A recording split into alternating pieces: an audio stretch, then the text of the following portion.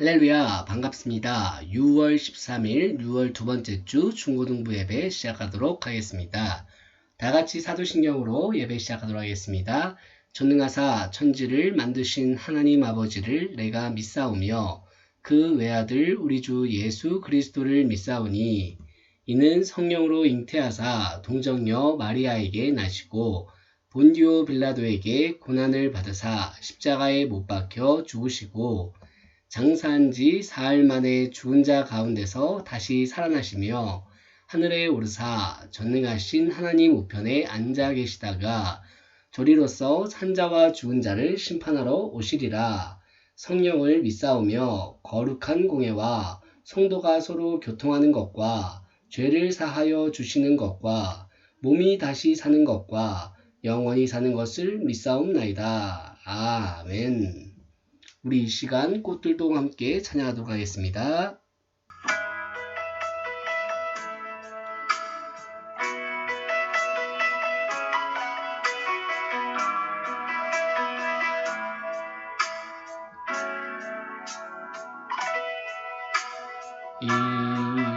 이곳에 생명샘 솟아나 눈물 짝 지나갈 때 너잖아 열매 맺히고 웃음소리 넘쳐나리라.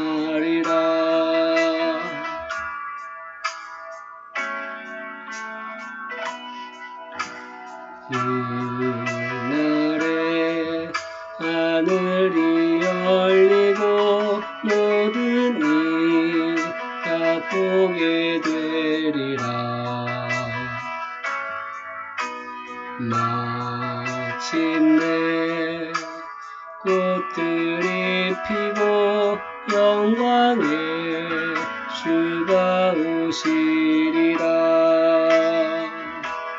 꽃들도 구름도 바람도 넓은 바다도 찬양하라 찬양하라 예수를. 하늘을 울리며 노래해 나의 영혼아 은혜 주 은혜 주 은혜 주.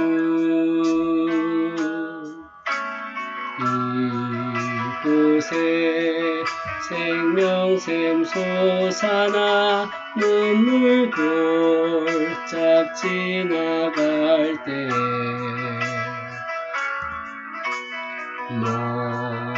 너잖아 열매 맺히고 웃음소리 넘쳐나리라. 꽃들도 구름도 바람도 넓은 바다도 찬양하라 찬양하라 예수를. 하늘을 울리며 노래해 나의 영혼아 은혜 주 은혜 주 은혜 주 은혜 주 은혜 주 은혜 주. 이 시간 제가 기도하고 함께 말씀 보겠습니다. 사랑이 풍성하신 하나님 참으로 감사드립니다. 우리가 각자의 자리에서 주의를 지키며 하나님의 말씀을 듣고 행하기 위하여서 이 자리에 모였습니다. 죄악뿐인 우리가 하나님으로 인해 구원받았음에도 불구하고 다시 한번 죄를 반복하며 살아가는 우리를 용서하여 주시옵소서.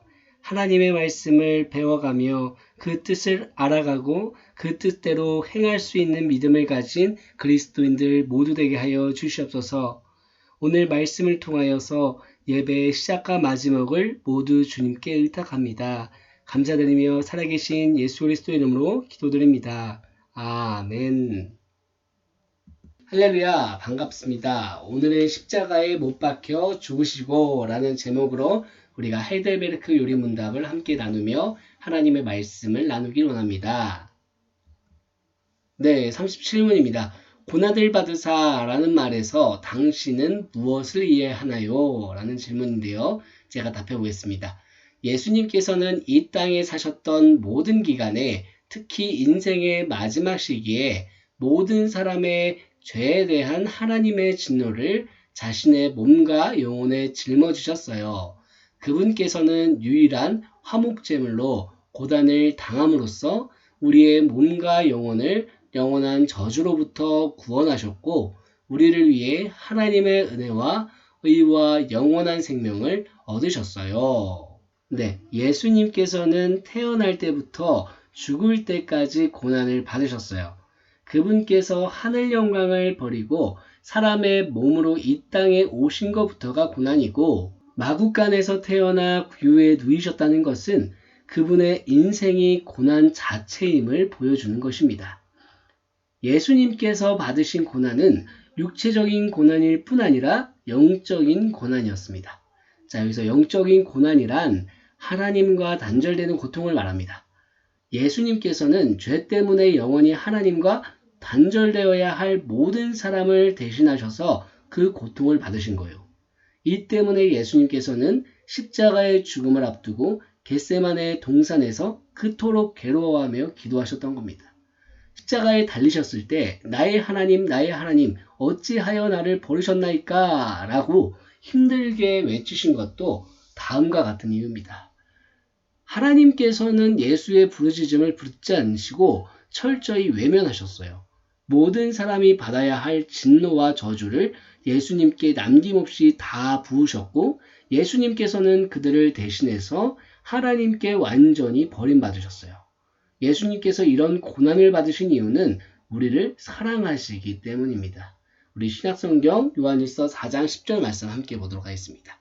자, 읽어볼게요. 시작. 사랑은 여기 있으니 우리가 하나님을 사랑한 것이 아니요 하나님이 우리를 사랑하사 우리 죄를 속하기 위하여 화목제물로 그 아들을 보내셨습니다.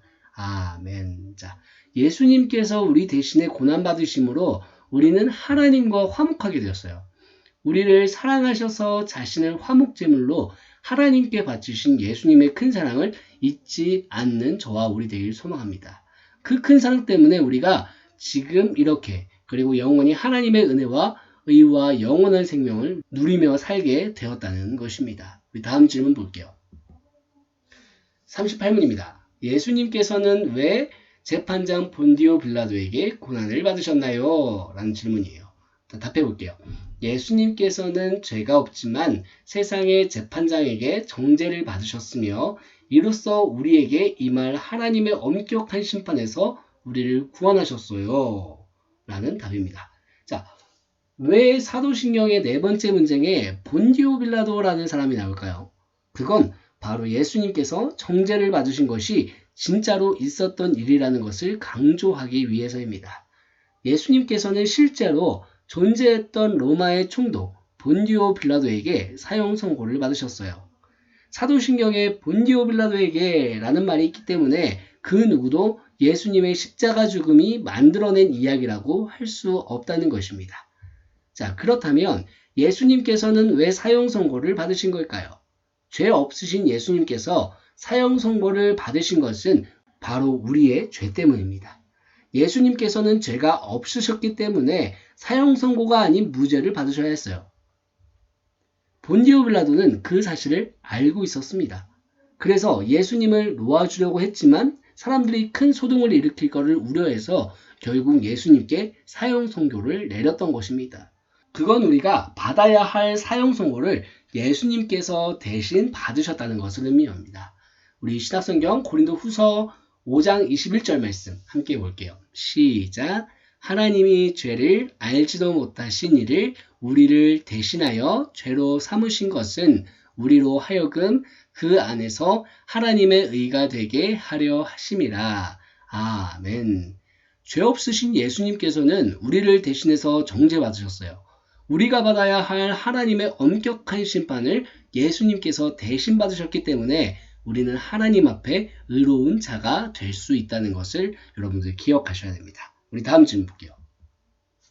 자, 39번입니다. 예수님께서 십자가에 못 박히심은 달리 돌아가신 것보다 특별한 의미가 있나요? 라는 질문인데요. 답해 볼게요. 시작. 맞아요. 나는 예수님께서 내가 받아야 할 저주를 대신 받으셨다고 확신해요. 왜냐하면 십자가에 달려서 죽는 것은 하나님께 저주를 받은 것이기 때문이에요. 자, 예수님께서 십자가에 못 박히셨다는 것은 하나님께 저주를 받으셨다는 것을 의미합니다. 먼저 구약성경 신명기 21장 23절 말씀 함께 읽어보도록 하겠습니다. 시작.